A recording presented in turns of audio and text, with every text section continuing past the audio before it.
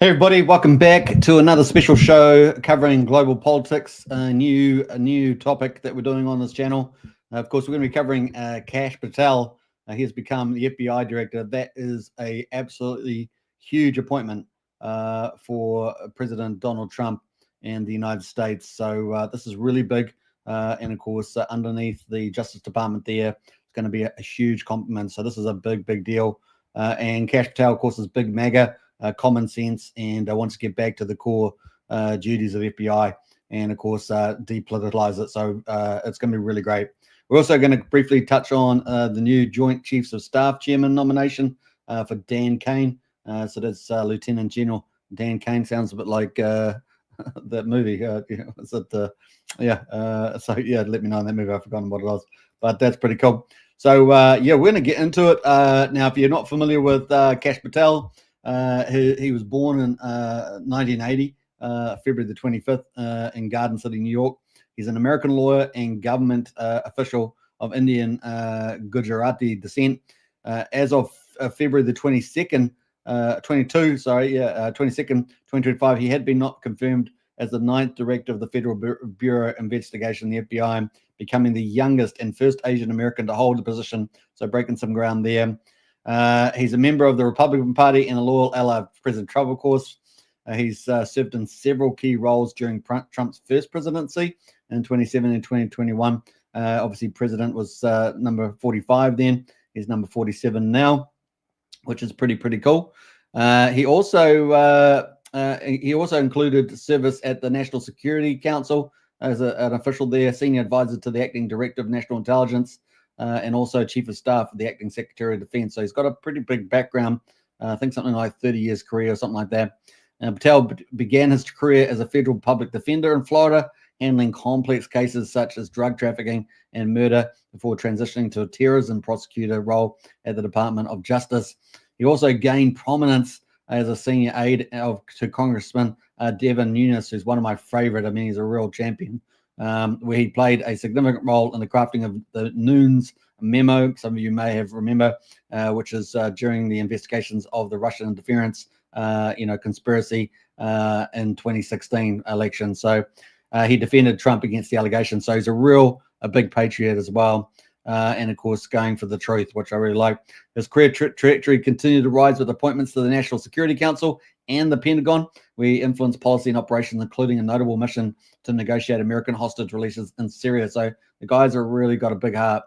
He's known for his obviously American first stance and criticism of the so-called deep state. Patel has also authored books like Government Gangsters 2023, man, we can all relate to that, and a children's series, The Plot Against the King, promoting narratives aligned with Trump's perspective. Trump nominated him as FBI director in November 2024 to replace Christopher Wray, who was so utterly corrupt. And of course, a decision confirmed by the Senate on 20th of February with a narrow vote, 51 to 49. Patel's tenure, of course, is anticipated to focus on restructuring the FBI, reducing its intelligence gathering scope, and addressing crime and border security. Though his strong partisan ties and controversial statements have sparked debate about his agency's independence. Now, I think he's going to go back to the core premises there. That's whole part of MAGA is getting rid of corruption. Yeah, and the people that say, it's controversial, they're the ones that are the corrupt ones. So it's going to be good to getting that back to normal and then stop attacking mums and dads, right, for their beliefs and stuff like that. So that's going to be really cool. So that is some of the stuff we're seeing there. A big shout out to Wookie out there. Good to see you in the chat there. Don't forget to get lively. So we're going to watch the video of him being sworn in by the Justice Department AG there. So let's get into that.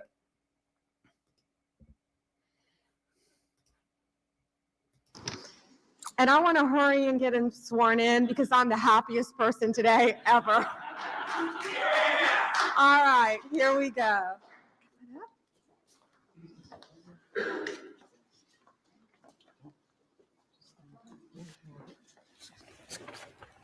Please place your hand on the Gita and raise your right hand. I do solemnly swear. I, Kash Patel, do solemnly swear that I will support and defend the Constitution of the United States that I will support and defend the Constitution of the United States against all enemies, foreign and domestic. against all enemies, foreign and domestic. that I will bear true faith and allegiance to the same, that I will bear true faith and allegiance to the same, that I take this obligation freely, that I take this obligation freely, without any mention, reservation, or purpose of evasion, without any mention, reservation, or purpose of evasion, and that I will well and faithfully and that I will well and faithfully discharge the duties of the office on which I am about to enter. discharge the duties of the office of which I am about to enter. So help me God. So help me God.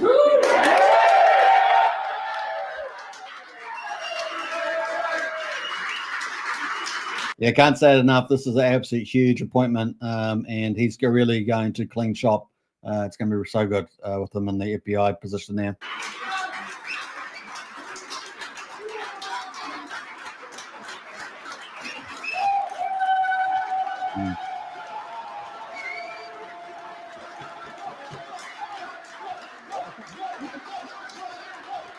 Wow. First and foremost, we were just with President Trump, and I just want to thank him. I know he's not here in the room right now, but what a ride we have been on. What a courageous warrior and leader he has been, and the faith and trust he has put in me to lead the FBI is the greatest honor that I'll ever have in my life. And to General Bondi, that sounds pretty freaking cool. Pam, you're my sister, you're my mentor, you're my friend. You're my boss, and the confidence you have placed in me, I will never violate that trust. The men and women of the FBI will be led under your leadership through one standard, the Constitution. So thank you for entrusting me, Pam. So that by itself is a huge positive, getting back to the Constitution and the law and not politicizing the FBI. Now, it doesn't mean they're not going to get rid of really bad eggs, but they're definitely going to do that because there's a lot of deep state inside the FBI, so you're going to have to gut that first. Oh, man, this is effing crazy. So obviously, you don't get here alone. You know, I'm here because of God. I'm here because of my family, and I'm here because of my friends. And you're literally in this room because you made it happen. My sister, Nisha, and my nephew, Aryan, flew in from London just to be here. My beautiful girlfriend, Alexis, is here.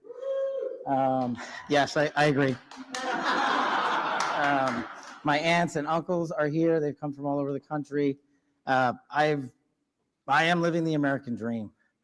And anyone that thinks the American dream is dead, just look right here. You're talking to a first-generation Indian kid who's about to lead the law enforcement community, the greatest nation on God's green earth. That can't. Now, this is huge, the American dream. And now the Democrats on the left tried to destroy the American dream and put everybody into a slave class under oppression. And now you see already they're back, the American dream. Everybody has a chance, and they're going to make it even more likely that people have great opportunities. So it's really exciting. Happen anywhere else.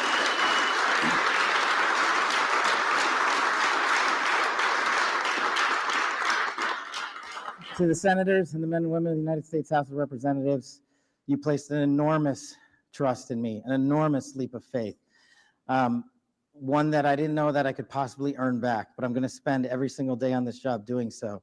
The fact that you placed the confidence you did in me has inspired me to reach new heights at this job. I promise you the following: there will be accountability within the FBI and outside of the FBI. And we will do it through rigorous constitutional oversight starting this weekend. Yeah.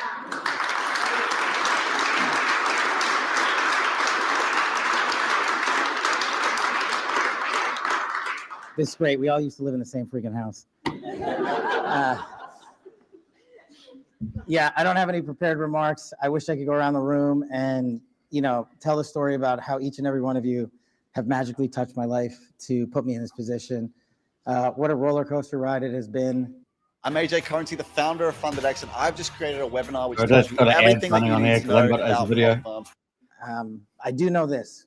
We are in this room together because you guys have a love of country that is truly inspirational, and it bleeds out everywhere we go. And if you look around this room, you see civil servants, you see warriors, you see attorneys, you see great husbands and fathers and mothers and wives. And we're fighting for the same thing: our future, our children, this guy. And there is no greater mission.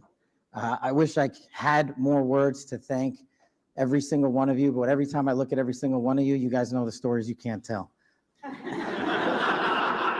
More importantly, the ones you can. You know, this is, Pam and I were just talking in the back, and we were like, do you believe this? Like, you know, we were on the campaign trail together. We were attorneys in the first administration together. Now we're here. She's the Attorney General. I'm the director of the FBI. Like, this is insane. And I don't really fully believe it yet. I hope to, but I'm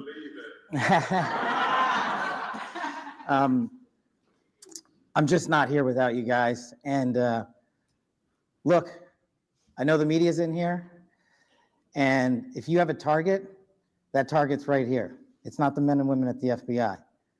You've written everything you possibly can about me that's fake, malicious, slanderous, and defamatory. Keep it coming, bring it on. But leave the men and women of the FBI out of it. They deserve better.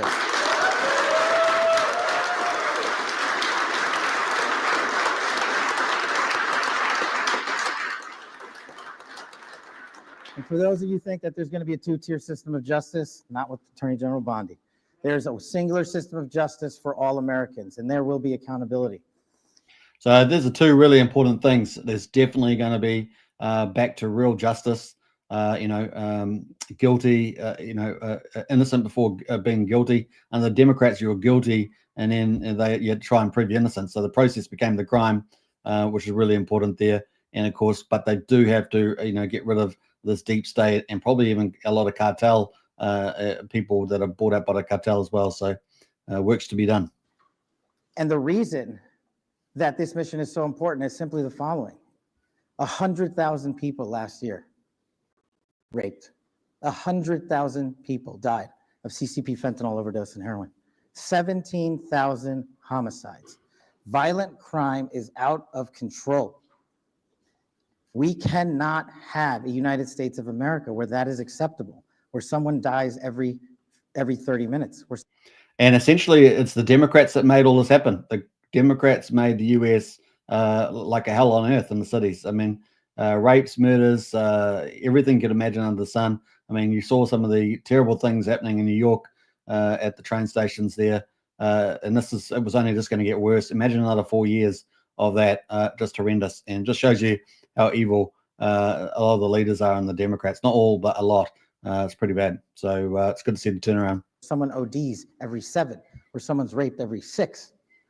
That cannot be allowed to continue, and it will not be allowed to continue. Our national security mission is equally as important. Anyone that wishes to do harm to our way of life and our citizens here or abroad will face the full wrath of the Department of Justice and the Federal Bureau of Investigation. And if you seek to hide in any corner of this country or any corner of this planet, we will put on the world's largest manhunt, and we will find you, and we will decide your end state, not you. We will uphold the Constitution. We will uphold ourselves to the Constitution. The men and women at the FBI, I have your back because you have the backs of the American people. You will be held to the same high standard. Any deviation from that standard will not be tolerated at this Federal Bureau of Investigation. The men and women at the FBI who make us safe deserve better, and they are going to get it with our leadership and your support. God bless America, and God bless every one of you. I love this country.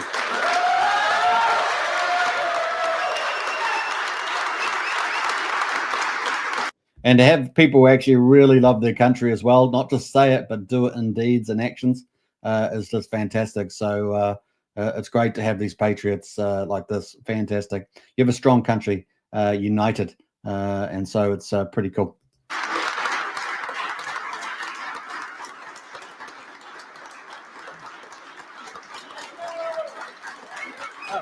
Everyone go to the Waldorf.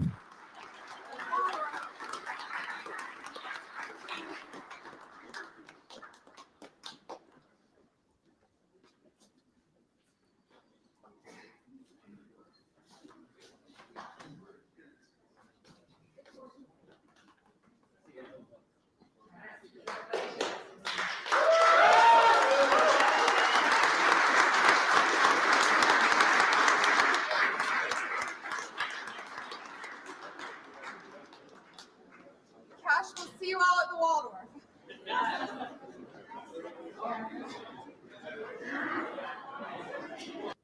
So welcome to the halls of power, right? The halls of power in the White House. And that's pretty exciting, right? So first Indian Asian American to be FBI director, absolutely huge role, and big patriot, big heart, and of course wants to return it to its former glory. Obviously, the leadership under the Democrats was utterly corrupt, and a big part of the deep state had been there. So it goes through presidents, right? So obviously Trump's team, he's got a team of all stars. They're going to go through. They're going to go through all the departments, cut out the wasteful spending, get rid of the corruption, and stop targeting the average American. They're going to be really looking for criminals, and so it's going to be really exciting to see that. Very, very cool. Now, the other thing that we've got happening is also we've got the United States, the Chief of Staff, Joint Chief of Staff, which is at the top of the military chain there, underneath the Minister of Defense. And we're going to have a look at that because they've just nominated, Donald Trump's just nominated Lieutenant General Dan Caine. So we're going to check that out. So let's go to that. Bam. All right. So there's another video this time, but that's a picture of Air Force Lieutenant General Dan Caine. And that's quite a name, isn't it? It's kind of one of those like cowboy movies.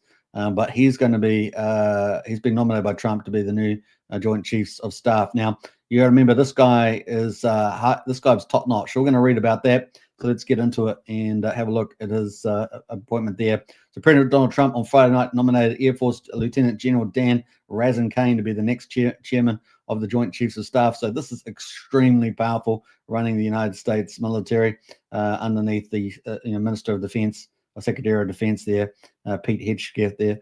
General Caine is an accomplished pilot, national security expert, successful entrepreneur, and a warfighter with a significant interagency and special operations experience, Trump wrote in a post on Truth Social. Trump said during his first term, the three-star lieutenant general was instrumental in complete annihilation of the ISIS caliphate. So when we say, complete, we mean essentially complete. I mean, you can only do so much. We do know that ISIS is running around North Africa trying to cause all sorts of chaos at the moment. But apart from that, in the Middle East, they were definitely dampened down, although obviously, elements in Syria and elsewhere still remain. It was done in record-setting time, matter of weeks. Many so-called military geniuses said it would take years to defeat ISIS, and of course, they drop a lot of bombs.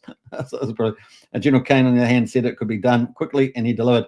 Now you got to understand that the U.S. military has rules of engagement and things like that, but if they want to get things done, they can get things done pretty fast. So it's really quite powerful there.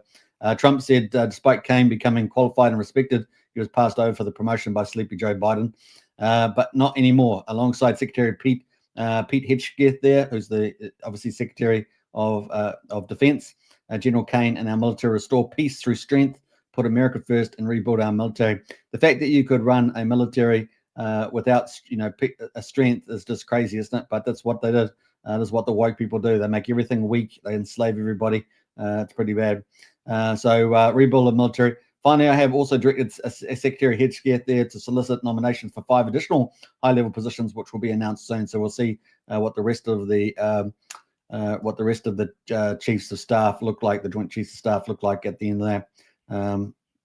Now, General Caine embodies the warfighter ethos and exactly the leader we need to meet the moment. I look forward to working with him, said Defense Secretary Pete Hegseth there, wrote in a statement to Fox News. While it is typical for Joint Chiefs Chairmen to remain in their positions during shifts of power, Trump made the decision to find a replacement. Both Trump and Hegseth have gave the nod to the departing chairman, 4-star flight pilot General Charles C.Q. Brown. I want to thank General Charles for his over 40 years service to the country, including our current chairman of the Joint Chiefs of Staff. He is a fine gentleman and an outstanding leader, and I wish him a great future and for his family. Hegseth added that Brown served with distinction in a career spanning 4 decades of honorable service.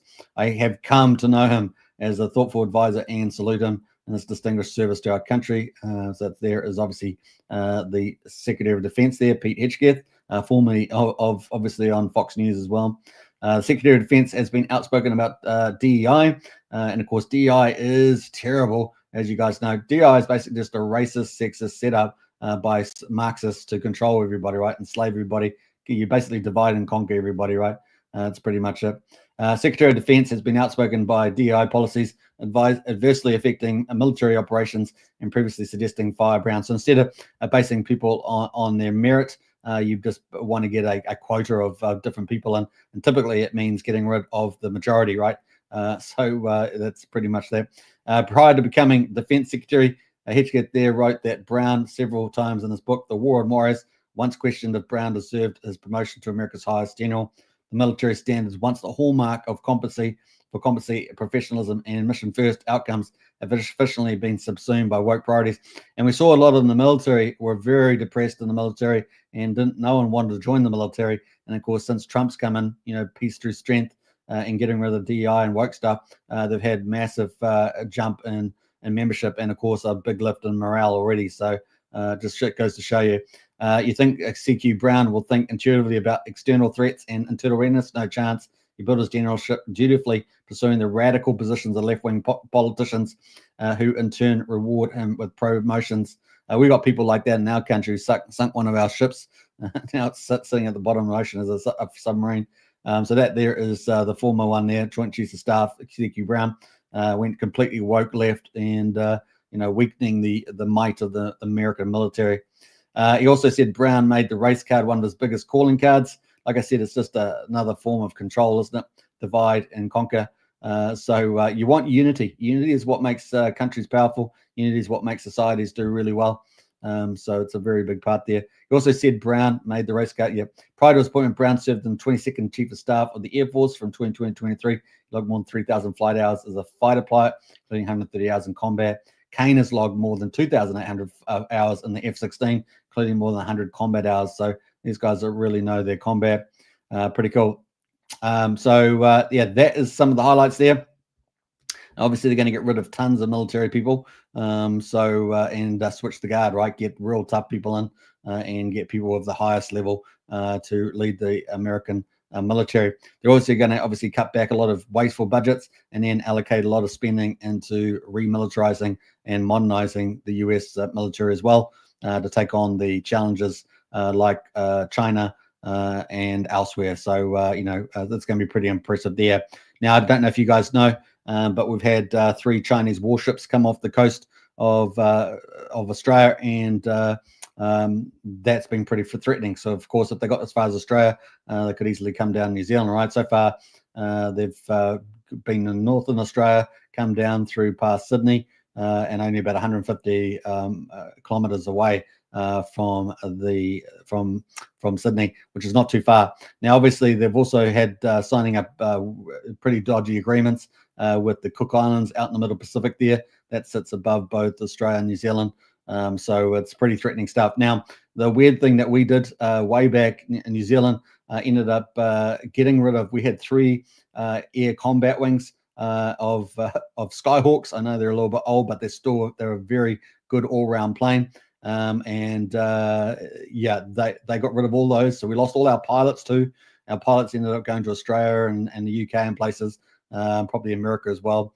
And so we lost all our skilled fighters, and so we had no air command. We're a little country at the bottom of the world, and the best thing we could have had was Air Force, and it was the most things that made the most sense. It's just kind of crazy.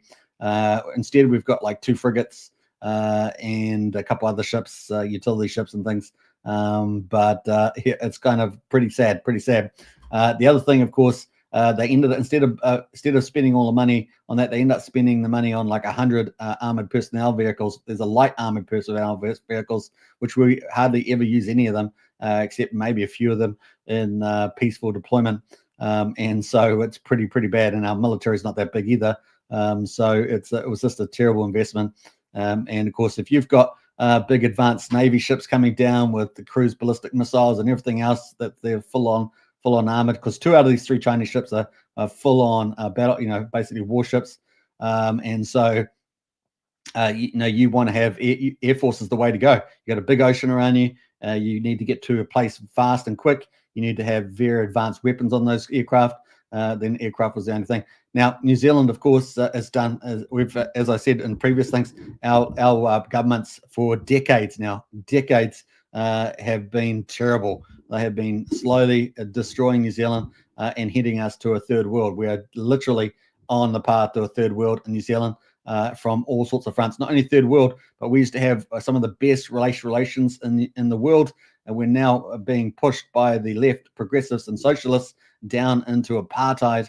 And our previous Labour government did that. So you're talking about one of the best societies in the world is now fast and rapidly deteriorating. And of course, we've got rampant record immigration, and the people coming in are going to take over as well. And the numbers are so large that our small population, we're only a tiny little population, that it won't take much of a influx to completely replace our culture. So that's pretty sad for me because I'm proud of our culture, but it's going to be doomed because we have all traders. We've had traders decade after decade of traders here, just betraying our country, our identity, our culture, and of course we also our defense. Getting rid of our defense, everything bad you can think of, these guys are doing to our country, one after another, and they're all weak leaders. And the problem with our culture is we have a very welcoming, lovely culture, and whenever you have those, they always get walked over, right? If you have some traders, you always get walked over. That's kind of what we're facing. So it's good to have the United States strong. At least that's going to give us something in the world, ending some wars and things like that. Maybe putting a bit of pressure on some of these progressive woke leaderships that we've got in New Zealand, Australia, Canada, because we really need it. And of course, Europe as well. Europe is in big trouble. The elites basically want to enslave everybody in the EU, and a lot of unelected bureaucrats end up putting all these rules and take away freedoms. They'll arrest you for political posts, just like memes or anything like that, and of course taking away free speech. And yet they'll let all these murders and rapists out, and they'll flood the country with murders and rapists as well. It's just upside down world, right? So the fact that you've got people like Kash Patel coming in, this is an absolute dream. All the people in Trump's administration, for the most part, just absolutely going to come in and clean house. This should have a massive impact on global politics, including the countries that are still run by progressive left and globalists. So when I say progressive left, they're also predominantly a lot of Marxists in there as well. And of course, they have the media on their side, so they use the media for decades to indoctrinate everybody. I always say, somebody asked me, how do I know? Well, just think about, if you're old enough, that is, think about what you believed 20 years ago, and if you've been watching mainstream media, how many of you is exactly the same as mainstream media now? It's a really good check to see how much indoctrination you fell for, right? So it's something that people can think about. So anyway, so I'm pretty excited about Kash Patel coming in. Really bullish sign there. He is a really good man, and going to do some good things for America. And of course, you're going to feel this lift, like a darkness lift off Americans over the next 4 years. We've already seen that in the first early stages. I don't see it abating at all. And of course, we're going to have a strong America, putting out the wars, creating peace elsewhere where we don't have millions of men dying and in the world. And so that's going to be really huge too. So we're obviously going to have a bit of a shake-up first couple of months of Trump's leadership, but I think it's going to lead to real peace. It's amazing how many people are out there that I read comments on that want people to be at war and all the thousands of men to die every week. It's just like, it's crazy. Now, most of these wars shouldn't have started. They should be ended. And of course, it's just pretty bad. So I think a good era is coming in with Trump. It's going to be really good to see that. And, the economic prosperity that America will receive over the next 4 years will filter around the world as well. And we just saw Europe today. Trump's got this reciprocal tariff policy. Basically, quite a few countries, particularly Europe, has all these high tariffs against the US. And of course, particularly around cars. And today the Europeans came back and said, oh, no, we're going to lower our car tariff bit down to 2.5%, which is exactly what the United States has got. So now we're getting fair trade. The Europeans and other globalists always say, oh, we want fair trade and have the trade's the best and global, blah, blah, blah. But all they do is they actually put their own barriers up, and they just fool everybody, right? So Trump's, shaking things up and getting the tariffs down. And because who can do it? Well, the biggest country in the world, the biggest consumer, 20% of the world's GDP, $27 trillion in national income. It's a juggernaut, right? And about $7 trillion in government expenditure. And that government expenditure, they're going to be looking for a balanced budget, but they're going to obviously cut down at least $1 trillion more out of that budget. I think there's a lot more. I think there could be 2 or 3 trillion in that budget. Obviously, there's social security and other things, but they're definitely going to, get that efficient in any case. So, and then of course, if they do that, there's more money for social security and other stuff moving forward to make it more sustainable. So it's going to be pretty beneficial there in the United States, which is pretty exciting to see. Yeah, let me know your thoughts at the moment on the FBI director, the Joint Chiefs of Staff there, appointment there with Dan Caine, and anything else that you got going on there. But I'm going to quickly talk just about a few things that are going on. Obviously, Trump was trying to make a deal, sent his Treasury guy over to his Treasury Secretary over Ukraine to try and get some of that money back. They spent something like 350 billion in the Ukraine. I think apparently about 100 billion is missing. And I think they've got another 75 billion backlogged in armaments and stuff like that, just because America's running out of stock. And so that's a big issue. But we see that the Treasury Secretary went over there and then met the Ukrainian leader and Zelensky, and ended up getting, dicked around, so to speak. And of course, that's pretty embarrassing, trying to mess around with the biggest power in the world, especially with Trump as the leadership. But now it turns out that hard words have been made, and Zelensky's that deal's back on the table about rare earths. Now the US needs rare earths for its electronics. I remember that China controls 2/3 of the rare earths in the world. Those are used for all modern electronics, and there's about 15 of those different rare earths that people are after. And so it's very important. Now, the other thing, of course, is Taiwan is the big semiconductor producer of microprocessors. And of course, that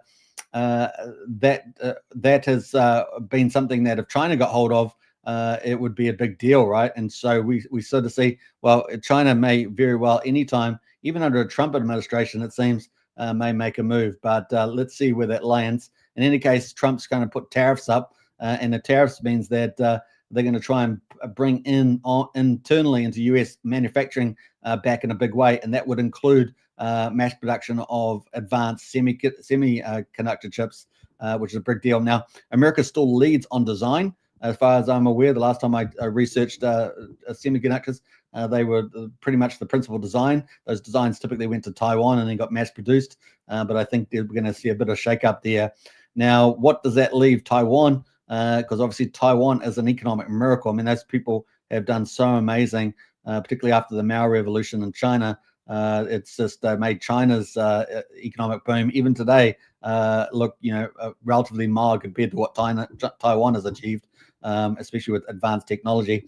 That's kind of weird because advanced technology is something that New Zealand could have been very good at. We had all the right pre-foundations for it, and it was just gifted away because we've had in New Zealand, we've just had disaster governments, one after another. I cannot tell you, I've had to watch this all my life, how just lacking common sense, just ideologically driven, just stupidity driven. It is just unbelievable to watch it decade after decade then destroy the country that I love. And we had everything, man. We were already in the utopia that people would normally after. People say, man, if we can get our societies better and better and better, well, we already had it. Which is pretty crazy. Europe also had some. Some of Europe had some, and they all gave it away. Australia had some, and they're giving it away. It's really going to be bad. And of course, we've got economic decline here. We've got security and safety decline. We've got cultural decline as well, disharmony. We've got cultural replacement. It is getting pretty bad. We've got apartheid coming. It's just horrific, guys. It's really bad. And the people that leading our country are weak, left-wing progressives. Previously, before that, we had extreme Marxists as well. Oh, boy, it's a tough place to be. And, of course, what do they love doing? Taking away freedoms, taking away our rights, and then just using the mainstream media to try to propagandize us for decades with the wicked stuff. The stuff they talk about is just wicked. They're destroying lives, and they politically interfere. It's just horrendous. So we're going to hopefully we get a better world for sure. Have we got Property View in the house there? USA or Cash in on this one. I like what you did there. Very, very clever. We've got Goody in the house as well. Let's go. We have Pumpin, a nice one there, Goody. And Property Review says Zelensky was sleeping according to reports. It probably was. I mean, when's the last time he wore a suit? That's one of the comments, eh? When's the last time that Zelensky wore a suit? He walks around that little green outfit all the time. goes to fancy places. And of course, how much money has he taken? Billions and billions and billions. Well, he sends a lot of his young generation to the meat grinder. Apparently, they're already starting to go through other age groups in the Ukrainian population. And I said to you, the worst thing they can do is join the EU, because the EU means that they will have forced immigration, and that will be from the Middle East and Africa. And of course, there'll be majority men, right? And so the Ukrainians will get back to a country they were fighting for the land. If you hear the Ukrainians, they say, "We're fighting for the land. We're fighting for the land." Well, they lost pretty much 700,000-800,000 people fighting for the land. And when they get back and they're in the EU, then suddenly they're flooded with foreign men. And of course, that is just, they've lost their country either way, right? So they're not in a very winning position there either.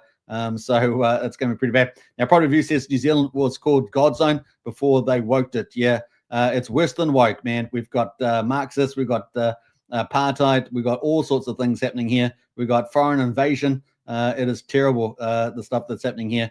And we had God Zone. We had God Zone. So the country is still beautiful, but man, the society is just falling. Is this terrible? Utility costs are going through the roof. Logistics on the roads are terrible. There's disharmony amongst all the groups that are in the country now. You can walk past people, they won't even talk to you. It's pretty bad. We used to be so friendly, so it's pretty bad there. Now, if you're a tourist, you probably get by okay at the moment, but it's just coming back 5 years, 10 years later, and it's going to be completely different, which is going to be pretty horrific there. And of course, the economy is just in the doogies there, and they don't have any good ideas because they're all idiots. So it's pretty bad.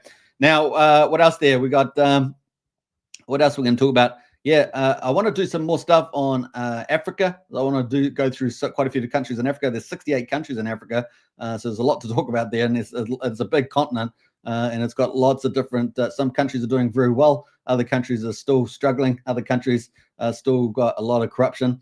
But then of course, there's South Africa, which seems to be drifting back into a form of apartheid again. This time, not with the whites in charge, but with the blacks in charge. And so you've got just a reversal there. It seems like history just repeats itself, doesn't it? And of course, you want a society where everyone treats each other the same. And of course, they've just passed this new law about taking land without any compensation. Of course, Donald Trump there was looking to put in sections doing a review of the state of South Africa. You've got I think the second party, the ANC. I think it was ANC or the second party, shouting out, "Kill the Boer, kill the white man," and they're basically, thousands shouting, "Kill the white man," and it's just dreadful. They were supposed to be over that. Remember that they had all those sessions where they talked through all the issues of the former apartheid, and they were supposed to deal with that there and then move on. Well, that's all just reversing now. You got all these racists coming in, Marxists coming in, reversing things. So it's a terrible place to be. And there are people actually getting killed. People actually on farms getting killed, stuff like that. So it is pretty bad. Now, I saw Elon Musk's dad. I don't know if you've seen an interview with Elon Musk, his father, who ended up giving about, I think, $40,000 or $30,000 to Elon Musk to start his business. And of course, I think it was a business locator business that Elon did. It starts with a C or something. Can't remember exactly the name of it. But his father that ended up was in a house himself. This is not really related to that, but it's just an example because he's in South Africa, and he was just woke up at night, and he wondered who was in his house, and there was eight guys masked in his house, and he went up to answer the door, and someone came in, and they pulled out a gun. They somehow shot at him and missed him, for goodness sake. That's pretty hard in a hallway, but it was dark, I think. And he ended up running down the hall. And of course, the guys didn't shoot him because they were panicked or something. But all the guys come strolling in, and he ends up going to get his gun out of his room. He ends up shooting 3 out of 8 of them, and then they all took off. The rest of the 5 took off. So it can be pretty scary in that sort of situation. And of course, we all want to live in peace and harmony. But you do have to have good policies to support peace and harmony. It doesn't just happen by magic. And if you bring in, like in New Zealand, if you bring a lot of cultures that are antagonistic to your culture or wanting to take you over, then that's no good either, right? So we're bringing those cultures in now too, just like we've seen in Europe, right? Europe's just done it to just a ridiculous degree. The UK is virtually they've only got 1 generation left, I think, before they lose their power. And so it's going to be pretty crazy. So South Africa, hopefully that will work out. I know there are efforts being made to do that. So let's see how that goes. Now, obviously, South Africa is a big place. It's a beautiful country, got many elements there. Not as beautiful as New Zealand, I would argue, although there's probably certain places in South Africa that are pretty spectacular. But New Zealand's kind of pretty green everywhere, right? So it's beautiful everywhere you go. Very, very, very rare that we have anything that's not that nice. But yeah, it's pretty interesting. We've had a lot of South Africans come to New Zealand, actually, just speaking about that. So yeah, it's pretty crazy. Crazy world there. And yeah, I want to talk about the African continent, some of the politics going on there. Like I say, 68 countries, there's a lot of stuff there as well. Maybe even talk about Madagascar, which is off the coast, because obviously that everyone knows Madagascar from the kids' movies. That's pretty interesting. Now, Europe, of course, Europe is just, man, just the elites in Europe are just, I don't know, why are all these Western country leaders, particularly wanting to destroy their own countries? I have no idea. It's just a madness, destroying the West. It's just bizarre. And of course, they're just importing cultures that just will devastate the places. It just makes no sense to me. Let me know in the chat what you think, because I have no idea why they do it. But of course, once you've done it, it's done, right? It's done. That's pretty much it. We're not talking about 1,000 years ago where the domestic population fights back, and you have some history book talk about it. There's no Braveheart these days, right? Cultures are very different to what they used to be. Everyone just wants to live in a modern society and live in peace. But some cultures don't want to do that, right? They just want to come and take over country after country. So we'll see how that goes. The other thing, of course, is we've seen in the UK, so we've got UK and Macron both going over to Trump next week, I think it is. So we'll have some news around that. They'll probably lie and grovel. Yeah, I don't know whether Trudeau will be back again, the governor of the 51st state, because he's I don't think Trump likes him very much, because Trudeau is double two-faced. Now, if you haven't seen Trudeau and President Xi from China, have you guys seen that? You should go see it. So Xi is in a meeting and is on video, and Trudeau goes up to him, and Xi says, you leaked everything we had out of the conversation. You leaked it to the media. So you know that relationship's over, right? President Xi will never trust that guy, Trudeau. And of course, which is the irony there, because Trudeau likes being a dictator, right? He's a dictator at the moment, basically, and he likes authoritarian states like President Xi's. But even President Xi said, well, you leaked everything to the media. We can't trust you. You can't do politics on that. There's supposed to be honor there, right? And you haven't seen that. It's pretty terrifying. I don't even think Trudeau fully aware of how bad a situation he was in there. And then Trudeau just lied after that, talking about freedom of speech and all that. Well, freedom of speech has nothing to do with a private meeting between two country leaders. It just made no sense, whatever. So yeah, these progressists and globalists, Marxists, they're all nuts, all completely nuts. So it's pretty crazy. Now, the other thing, after I do Africa, I want to go do South America, and we're going to go through some of those countries there and talk about some of the good things happening, some of the issues, challenges still there as well through South America. Because there are some really good stories coming out of South America. And so I want to talk about some of those and still some of the challenges to overcome. South America has so much there. They could really do very, very well across the board. They just need good leadership. And we are seeing some of that good leadership that can, take them into strong first world country positions as well. Now, I realize that they still have, particularly up in the north, they still have the Amazon that sort of creeps everywhere.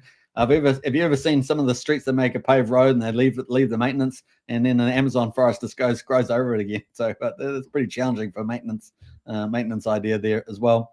So yeah, pretty cool. So that's pretty much 44 minutes on the live stream. That's global politics. The key stuff I've been talking about. Kash Patel becomes FDBR director. Great news there. And the new Joint Chiefs of Staff, Chairman Dan Caine, a real warrior. Tidied up the ISIS and all that sort of stuff. Does the job, gets it done. No woke DEI stuff, and going to make America strong again. And of course, a stronger America means a safer world for the rest of us. It is pretty cool. And so it's going to be a lot of fun. All right, hope you enjoyed that. Don't forget to subscribe, like, share, hit the bell. Catch you again on the next show. And until then, enjoy yourself and have a drink on me. All right, bye for now.